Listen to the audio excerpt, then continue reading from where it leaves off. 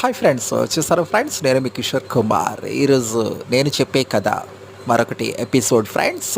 ఇంతకుముందు నేను చెప్పే కథ మీరు నిజంగా చాలా అద్భుతమైనటువంటి మంచి విజయాన్ని సక్సెస్ చేసి నాకు అందించి నిజంగా నాకు ప్రోత్సాహం అందించి మరిన్ని కథలు చెప్పడానికి హోప్స్ ఇచ్చారు. Thank you so much friends. ఇప్పుడు నేను చెప్పే కథ మరొక కథ ఫ్రెండ్స్. కథలోకి వెళ్ళిపోదాం. తల్లి విలువ. కథ పేరు తల్లి విలువ. గుర్తుపెట్టుకోండి ఫ్రెండ్స్. Fantastic story friends. స్టోరీలో ఉన్నటువంటి జిగి బిగి అండ్ నేచర్ అంతా జాగ్రత్తగా అబ్జర్వ్ చేయండి ఫ్రెండ్స్.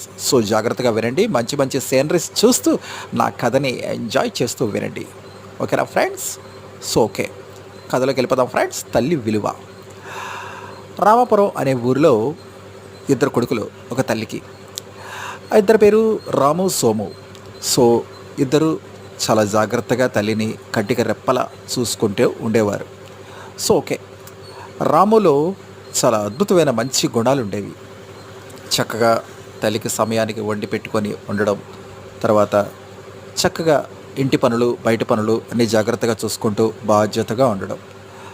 సోము మాత్రం బద్ధకం, సోమరితనం బాగా మరుగడి చెడు అలవాట్లు దుర్వ్యసనాలకి పాలై చెడు స్నేహితులతో కూడి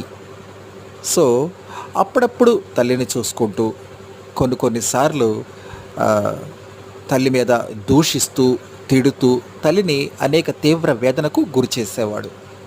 అయినప్పటికీ తల్లి మనసు అతన్ని క్షమించి వదిలేసేది.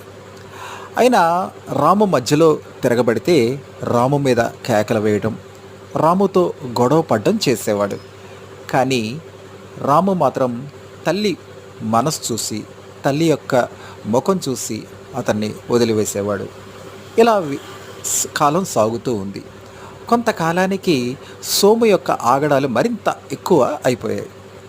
కానీ తల్లి విలువ తనకు తెలియజెప్పాలని రాము ఎంతగానో ప్రయత్నించేవాడు. కానీ భగవంతుడు చెబితే తప్ప తల్లి విలువ తెలుసుకునే ఉద్దేశం ఎవరికైనా ఉంటుందా?